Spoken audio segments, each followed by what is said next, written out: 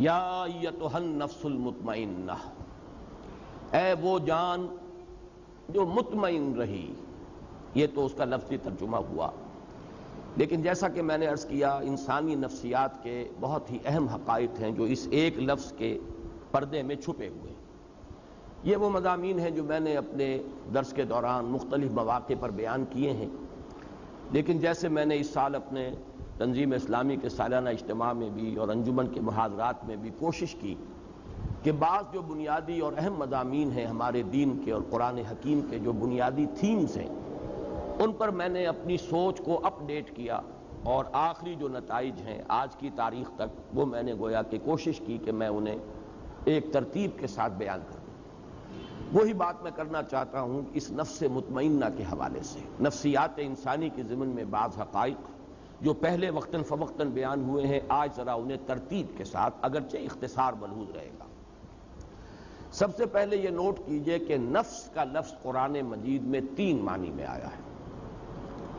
ایک اس کے معنی ہے کوئی شخصیت، مکمل شخصیت، کسی کی ذات پوری کی پوری ذات. اب شخصیت انسان کی بھی ہے اور ایک شخصیت، ایک ذات اللہ تعالیٰ کی بھی ہے. لہذا یہ لفظ اگرچہ انسانی شخصیت کے لیے تو قرآن مجید میں بے شمار مرتبہ آیا ہے، لیکن میں صرف یہ نوٹ کرا لینا چاہتا ہوں کہ اللہ کے لیے بھی لفظ نفس آیا ہے. حالانکہ ایک اعتبار سے یہ لفظ جو ہے گھٹیا معنی میں استعمال ہوتا ہے، یعنی نفس امارہ، لیکن یہ ہے کہ اللہ تعالیٰ کی ذات کے لیے بھی یہ لفظ قرآن مجید میں 4 مقامات پر آیا ہے. کیونکہ اس سے مراد ہے ذات باری تعالیٰ، ایک پوری شخصیت، جس کو اقبال نے اپنے لیکچرز میں کہا ہے دی انفائنائٹ ایگو، وہ جو ایک خودی ہے. انائے کبیر وہ ایک ذات ہے، وہ ایک شخصیت ہے. وہ صرف کوئی وجود مطلق نہیں ہے، وہ صرف کوئی روح کائنات نہیں ہے، وہ صرف کوئی بے جان مادہ نہیں ہے، بلکہ ایک شخصیت ہے، ایک ذات ہے، مکمل شخصیت، مکمل ذات. انائے کبیر وہ جو انفائنائٹ ایگو ہے.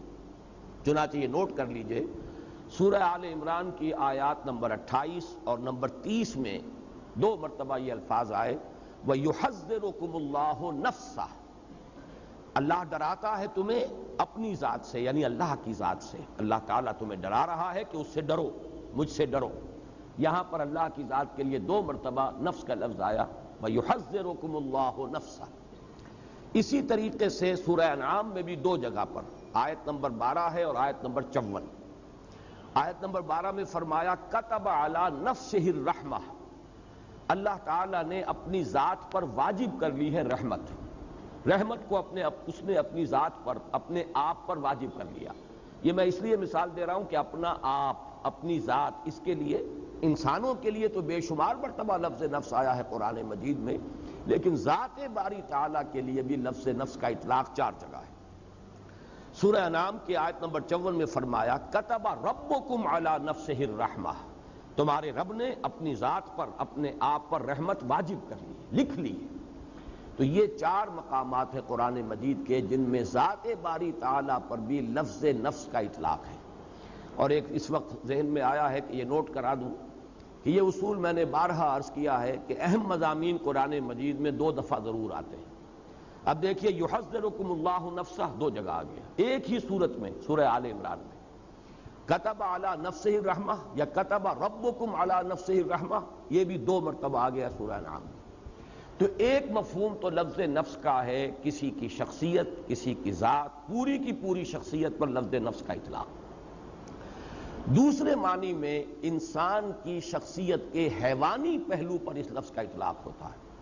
اب اس کے پیچھے وہ پورا فلسفہ جو میں بارہا بیان کر چکا ہوں کہ قرآن مجید سے جو رہنمائی ملتی ہے وہ یہ ہے کہ انسانی شخصیت کمپوزٹ ہے، مرکب وجود ہے انسان کا.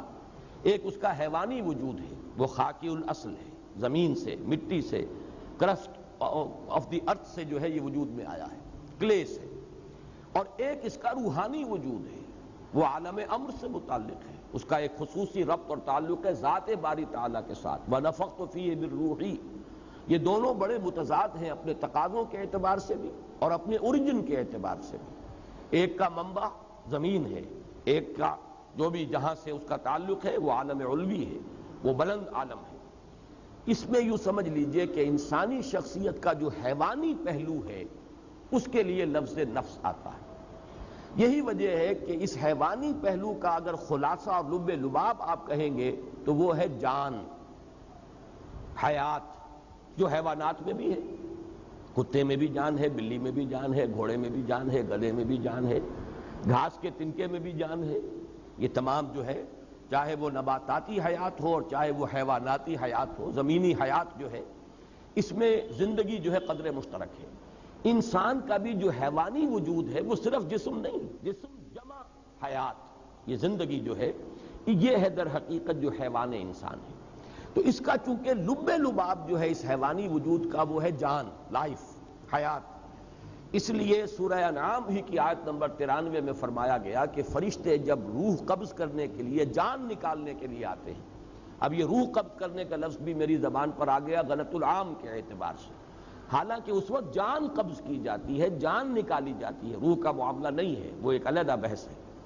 اس کے لیے جو الفاظ آئے ہیں اخرجوا انفسکم الیوم تجزون عذاب الہون، نکالو اپنی جانیں، آج تمہیں عذاب دیا جائے گا جو رسوائی والا عذاب ہے، رسوا کن عذاب ہے۔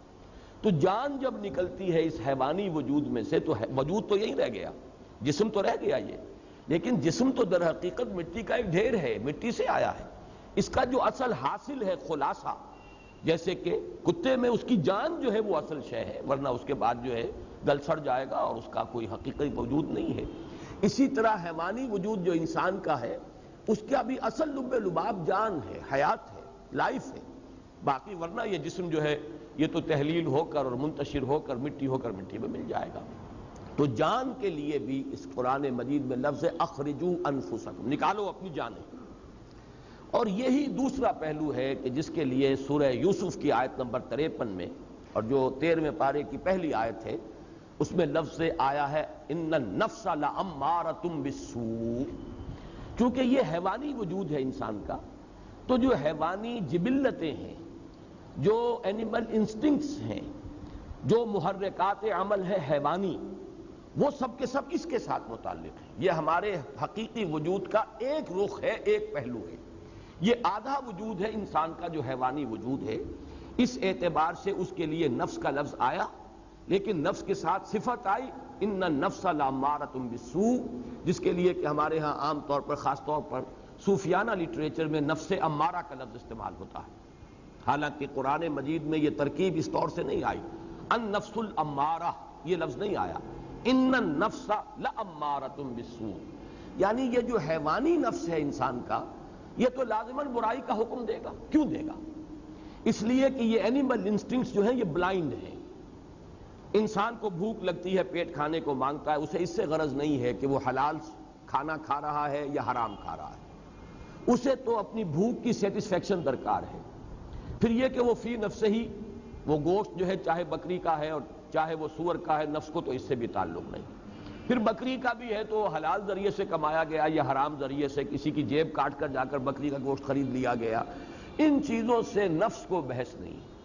اسے تو جو بھی ٹینشن اندر ڈیولپ ہو جاتا ہے، بھوک کا ٹینشن انسانی نفس کے اندر، اسے اپنی تسکین چاہیے اور وہ تسکین پیٹ کو بھرو۔ اسی طرح شہوت ہے، جنسی جذبہ ہے، وہ تو اپنی تسکین چاہتا ہے، گریٹیفیکیشن چاہتا ہے، اسے اس سے غرض نہیں حرام راستے سے ہو، حلال راستے سے ہو، برائی سے ہو، بھلائی سے ہو، جائز سے ہو، ناجائز سے، اسے اس کی کوئی غرض نہیں۔ تو یہ جو انسان کے جو حیوانی جبلتیں ہیں، حیوانی انسٹنکٹس ہیں، یہ جو اس کے محرکات عمل ہے حیوانی، یہ رجحانات و میلانات جو حیوانی ہیں، یہ چونکہ اندھے ہیں، انہیں خیر اور شر اور انہیں حلال و حرام اور جائز و ناجائز سے بحث نہیں ہے، لہذا ان کے لیے فرمایا گیا یہ تو برائی کا حکم دیں گے۔ پھر ان کے اندر بعض وہ جبلتیں بھی ہیں، جیسے کہ ایڈلر نے جس کو کہ آئیڈینٹیفائی کیا، دی ارج ٹو ڈومینیٹ، انسان چاہتا ہے کہ غلبہ حاصل کرے، دوسروں پر تفوق، حب تفوق۔ اب اس میں بھی انسان اندھا ہو جاتا ہے، جائز راستے سے ہو، ناجائز سے ہو، لوگوں کے حقوق تلف کر کے ہو، لوگوں پر اپنا جو ہے قہاری اور اپنے جبر کو مسلط کرنے سے ہو، لیکن چاہتا ہے انسان کہ اسے تفوق اور فوقیت حاصل ہو جائے۔ یہاں یہ نوٹ کر لیجئے کہ در حقیقت جدید نفسیات جو ہے وہ انسانی شخصیت یا نفسیات انسانی کے صرف اس پہلو سے بحث کرتی ہے، کیونکہ روحانی وجود اس کے دائرہ تحقیق و تفتیش سے خارج ہے، نظر آنے والا وجود یہی ہے، ایکسپیریمنٹ کا اگر موضوع بن سکتا ہے یہی وجود بن سکتا ہے. آج کل کی سائیکالوجی جو ہے وہ ایکسپیریمنٹل سائیکالوجی ہے، وہ اس کی اساس فزیولوجی پر ہے. علم عضویات جو ہے، انسان کے جو اعضاء ہیں ان کا وظائف الاعضاء، یہ اس کی بنیاد ہے، اور اس کے لیے سائنٹیفک اب تحقیقات ہوتی ہیں. نظریاتی پہلو اس میں بہت کم رہ گیا ہے، اصل جو ہے عضویاتی پہلو ہے اور سائنٹیفک اور حقائق کے پہلو ہیں. تو ظاہر بات ہے اس کا موضوع بنے گا انسان کا یہ حیوانی وجود. یہی ہے کہ جس کو آپ دیکھ سکتے ہیں، اس کی تحلیل کر سکتے ہیں، اس کا تجزیہ کر سکتے ہیں.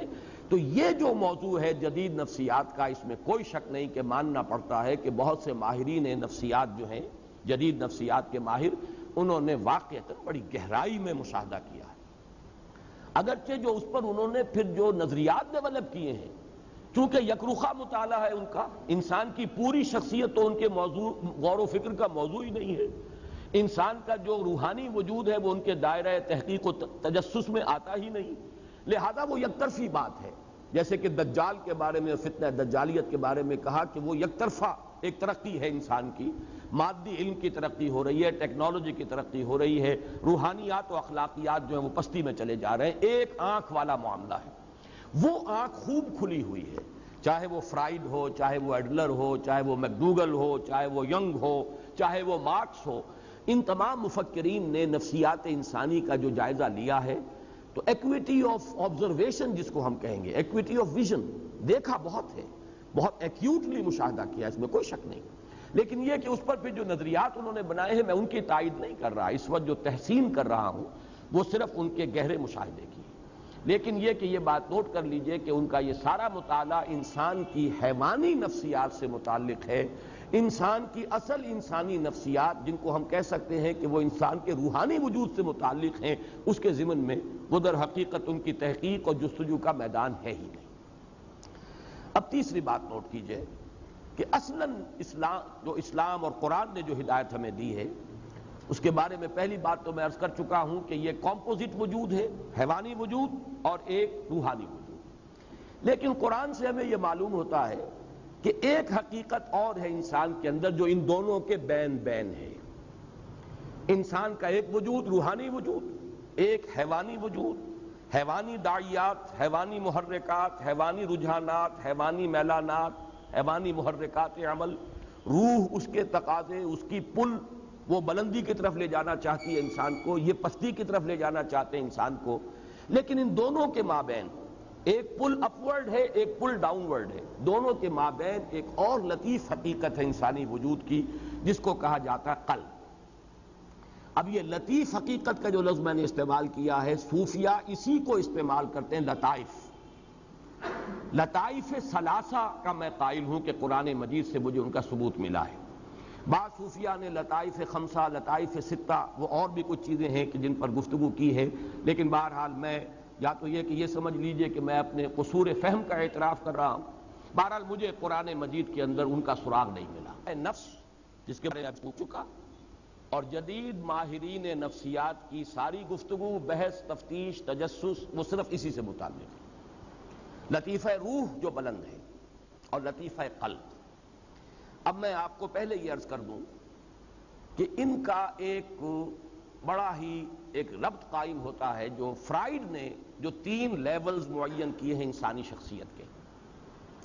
اور یہ میں نے جیسا کہ ابھی عرض کیا کہ میں اس کے مشاہدے کی گہرائی کا اور ایکویٹی آف آبزرویشن کا بہت قائل ہوں. اگرچہ جو نظریات اوپر اس نے بنائے ہیں وہ بڑے گمراہ کن ہیں، لیکن بنیادی آبزرویشن صحیح ہے. انسانی نفس میں اس کے محرکات کے اعتبار سے 3 لیولز آئیڈینٹیفائی کیے فرائیڈ نے. لوئسٹ ہے اڈ اور لیبیڈو. اڈ یا لیبیڈو یہ کیا ہے؟ یہ حیوانی جبلتیں، حیوانی تقاضے، انسان کا جو حیوانی وجود ہے اس کا جو میلان ہے، اس کا جو رجحان ہے، یہ کیا ہے؟ اڈ اور لیبیڈو، جس کا تعلق ہے بطن سے، فرج سے، حیوانی تقاضوں سے. اس سے بلند تر سطح پر وہ کہتا ہے ایگو، خودی. کوئی اور شے ہے جو کنٹرول کرتی ہے لیبیڈو کو، اڈ کو، لیبیڈو کو کنٹرول کرنے والا کوئی ہے انسان کے اندر جس کو وہ ایگو سے تعبیر کرتا ہے. اور اس سے اوپر ایک اور شے کو آپ نے مشاہدہ کیا اور اس کو وہ تعبیر کرتا ہے سپر ایگو. اس ایگو سے اوپر بھی ایک ایگو ہے، ایک اور بلند تر خودی ہے ایک خودی عام ہے اور ایک خودی اس سے بھی بلند ہے، سپر ایگو۔ اس سپر ایگو کی جو توجیہ اس نے کی ہے وہ گمراہ کن ہے۔ لیکن میں جو اس وقت اس کی طرف تعریف کر رہا ہوں وہ اس اعتبار سے کہ 3 لیولز کو جو اس نے آبزرو کیا اور آئیڈینٹیفائی کیا، یہ بھی اس کے مشاہدے کی گہرائی جو ہے اور اس کے اوپر دلالت کرتا۔ ان لطائف ثلاثہ جو کورسپونڈنگلی قرآن مجید میں آئے ہیں، وہ نفس امارہ یا حیوانی نفس، یہ ہے اِڈ یا لیبیڈو۔ ایگو یہ قلب ہے، لطیفہ قلب، اور سپر ایگو یہ در حقیقت لطیفہ روح ہے۔ یہ 3 لطائف ہیں انسان کے اندر۔ اب نوٹ کیجئے اس کو، روح کا مسکن ہے قلب، روح مکین ہے قلب کی، اور باقی پورا وجود حیوانی جو ہے وہ گویا کہ وہ انسان کے اِڈ یا لیبیڈو سے عبارت ہے، وہ نفس امارہ ہے۔ اب قرآن مجید جو ہمارے سامنے حقائق بیان کرتا ہے، ان کو اگر اس ترتیب سے میں بیان کروں تو یوں ہے کہ قلب منبع ارادہ ہے۔ ہمارے وجود میں ارادہ جو ہے اس کا منبع اور سرچشمہ دل ہے، قلب۔ وہ جو غالب نے کہا جانتا ہوں ثواب طاعت و زہد پر طبیعت ادھر نہیں آتی، دل نہیں مانتا، دل نہیں راغب ہو رہا، دل مان جائے تو بس پھر تو ہر معاملہ درست ہو جائے گا۔ یہ دل جسے ہم کہتے ہیں یہ قلب منبع ارادہ ہے۔ البتہ اس قلب کے اوپر، اور دیکھیے لفظ قلب کیا ہے، قلب کا مادہ ہے جس کے معنی ہے بدلنا۔ جیسے اس دل کو میں نے بارہا عرض کیا ہے، یہ ہمارے جسم کا ایسا عضو ہے، یہ قلب، اسے کبھی آرام نہیں ہے، باقی تمام اعضاء کو آرام ملتا ہے، ہمارے تمام خلیات جو ہیں انہیں آرام ملتا ہے، دماغ بھی آرام کرتا ہے، کم سے کم 2-3 گھنٹے سوتا ہے، نہ خواب دیکھتا ہے نہ کچھ اور سوچتا ہے، لیکن یہ کہ اس کے بعد اس کا آرام پورا ہو جاتا تو خواب دیکھنا شروع کر دیتا۔ آپ سو رہے ہیں لیکن خواب دیکھ رہا ہے، وہ دماغ چل پڑا اس کی مشین، لیکن کچھ عرصہ اسے آرام کا درکار ہے، سوائے اس قلب کے کہ اس کے آرام کا مطلب موت ہے، فزیکل ڈیتھ۔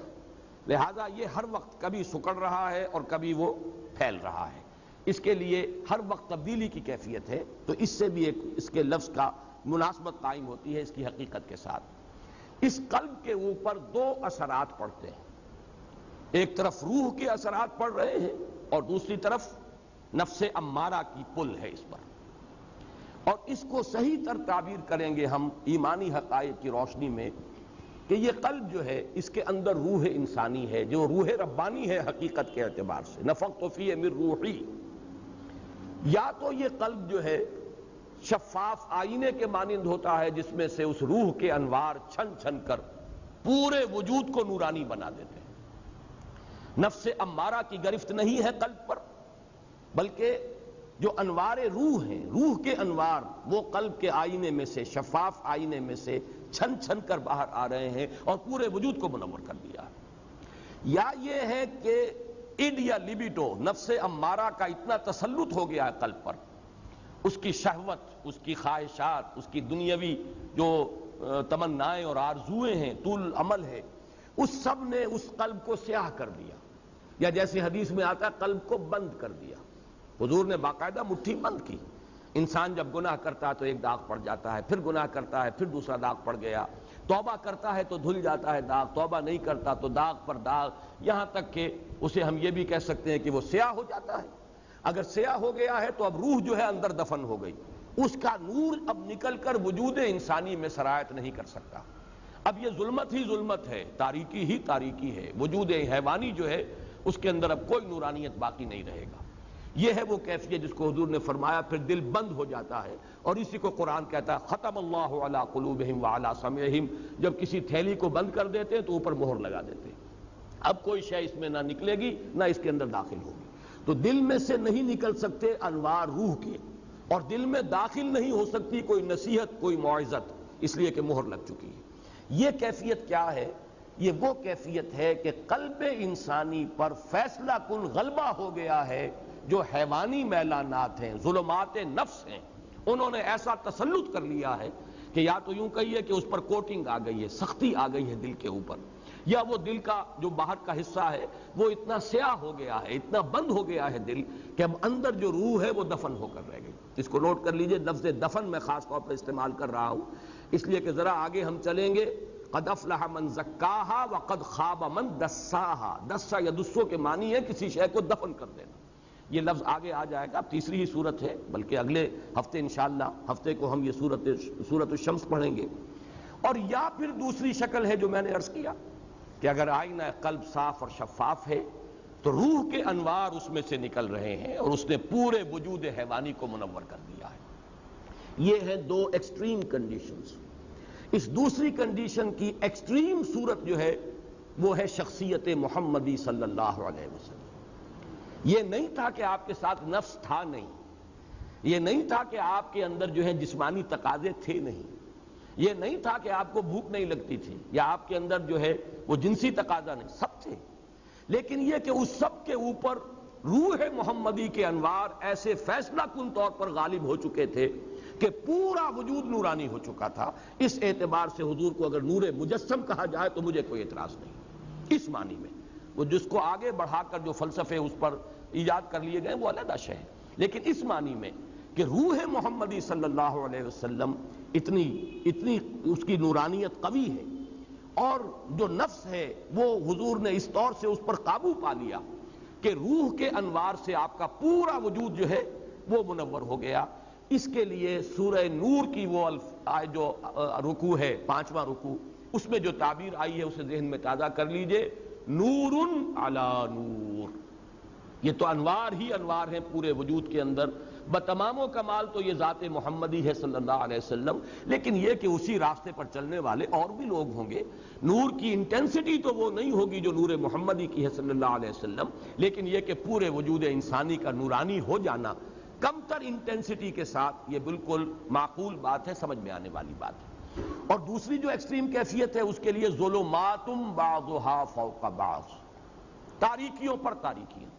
نور جو ہے روح کا وہ تو دفن ہو چکا، اس کے اوپر تو قلب کے اوپر کرسٹ آ چکا، سختی آ چکی. ثم قست قلوبکم فہی کالحجارۃ او اشد قسوہ، پتھر سے زیادہ سخت ہو چکے. یا آئینہ قلب سیاہ ہو چکا، زنگ آ چکا.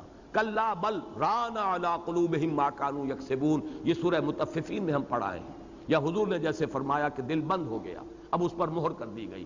یہ ہے ظلمات بعضها فوق بعض. البتہ ایک تیسری کیفیت ہے بین بین. یہ قلب جو ہے کبھی ادھر کبھی ادھر. آپ یوں سمجھیے کہ 90% انسان اسی کیفیت میں ہوں گے. وہ لوگ کہ جن پر اس طریقے سے حیوانیت کا غلبہ ہو چکا ہو کہ کوئی خیر کا وجود ہی نہ رہے، یہ بھی ایکسٹریم لوگ کم ہوتے ہیں. کوئی نہ کوئی جھوٹی نیکی، ملمے کی نیکی، دکھاوے کی نیکی، ڈاکوؤں کے ہاں، جیب کتروں کے ہاں، بستہ الف اور بستہ بے کے بدماشوں کے ہاں، رنڈیوں کے ہاں، یعنی آبرو باختہ عورتوں کے ہاں ہوتی ہے کوئی نہ کوئی. محرم آیا تو کالے کپڑے پہن کر اور وہ سبیلیں لگائیں گی اور آئیں گی اور تعزیوں میں کچھ نہ کچھ ہے. اپنے نفس کو دھوکہ دینے کے لیے کوئی نہ کوئی خیر جو ہے اس کا انسان اہتمام کرتا ہے. اسی کا ذکر آ رہا ہے سورہ بلد میں. اہلکت مالا لبدا، میں نے تو بڑا مال لگا دیا، خرچ کر دیا. میں نے تو خیر کے کاموں میں، بھلائی میں، مسکینوں کو کھلانے میں بڑے بڑے لنگر کھولے.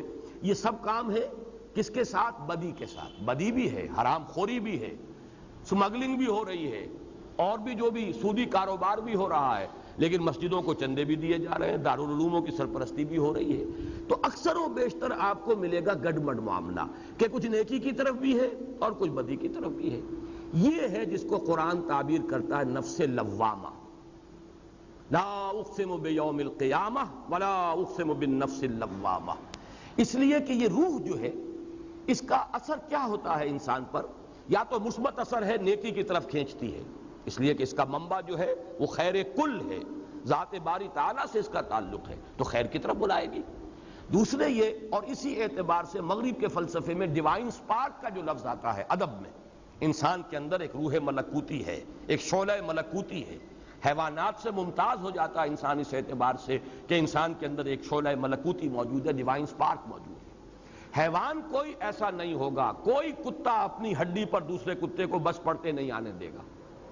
لیکن انسان ہو سکتا ہے کہ ایک روٹی اس کے پاس ہو اور کوئی اور بھوکا آئے تو وہ آدھی اس کو دے دے یا چوتھائی دے دے، کچھ نہ کچھ دے دے. معلوم ہوا کہ انسان حیوان سے ممیز ہے، انسان کے اندر کوئی اور شے ہے، حیوانی جبلتوں اور حیوانی تقاضوں سے بلند تر کوئی حقیقت انسان کی ہے، جس کو کہ مغرب کے ادیبوں نے بھی مانا، اسے کہا ہے کہ وہ ڈیوائن سپارک ہے. بہرحال نفس یہ جو روح ہے انسان کے اندر، اس کا مثبت تقاضا کیا ہے؟ خیر کی طرف دعوت، اور منفی اس کا مظہر کیا ہے؟ جب انسان کسی برے کام کا ارتکاب کرتا ہے تو ملامت، اسی کو آپ کہتے ہیں کانشنس، اسی کو آپ کہتے ہیں ضمیر، اسی کو قرآن نے کہا ہے نفس لوامہ، لا اقسم بیوم القیامہ ولا اقسم بالنفس اللوامہ، یہ نفس لوامہ ہے۔ تو گویا کہ یہ جو ہماری صوفیانہ اصطلاحات ہیں، نفس امارہ سے مراد ہمارا حیوانی وجود، جو بلائنڈ ہے اسے خیر شر سے، حلال حرام سے، جائز ناجائز سے کوئی بحث نہیں۔ اگر یہ غالب آ گیا تو ظلمات بعضها فوق بعض، کوئی ملمے کی نیکی بھی نظر نہیں آئے گی، جھوٹ موٹ کی بھی کوئی روشنی نظر نہیں آئے گی۔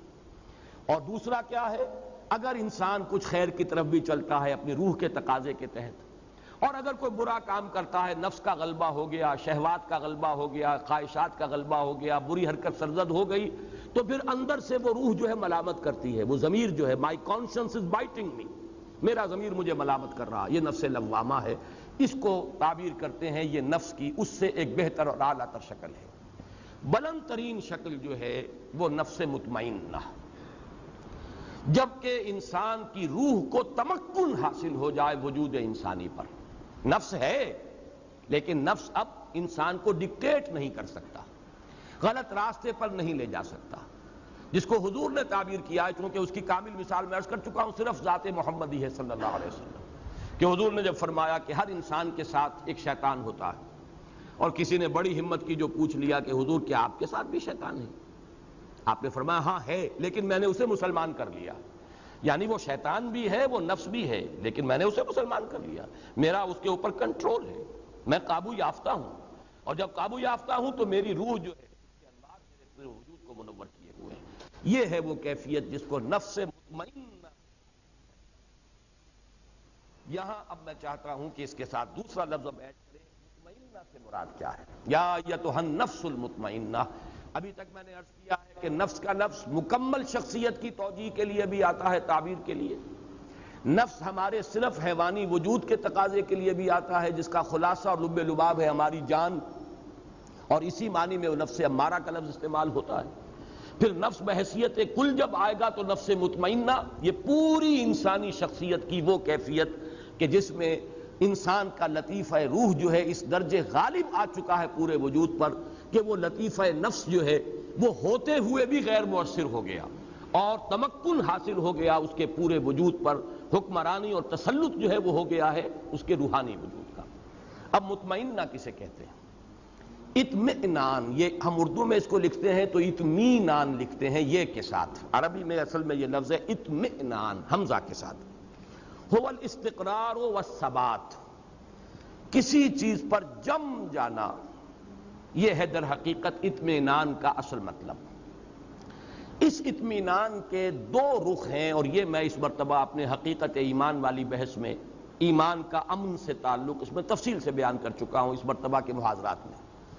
انسان کو دو قسم کے اطمینان درکار ہیں، ایک ذہنی اطمینان، اور اس کو ہم ذہنی سکون سے بھی تعبیر کرتے ہیں، ایک قلبی اطمینان یا قلبی سکون، اسے اطمینان کہیں، سکون کہیں، امن کہیں، تینوں الفاظ یہاں ہم معنی ہو جائیں گے۔ ذہنی اطمینان، قلبی اطمینان، ذہنی سکون، قلبی سکون، ذہنی امن اور قلبی امن۔ ذہنی امن کیا ہے؟ اس کائنات کے جو اصل بنیادی حقائق ہیں ان پر انسان کا دل ٹھک جائے، اللہ ہے، ہست اللہ ہے، مجھے یقیناً اس کے حضور میں جانا ہے، میں وہیں سے آیا ہوں، انا للہ و انا الیہ راجعون، میری اصل زندگی آخرت کی زندگی ہے، مرنے کے بعد جی اٹھنا ہے۔ یہ جب ہے ہو جاتا ہے، اب اس میں شکوک نہ رہے، شبہات نہ رہے، وہ بات نہ ہو کہ ان نظن الا ظنا وما نحن بمستيقنين،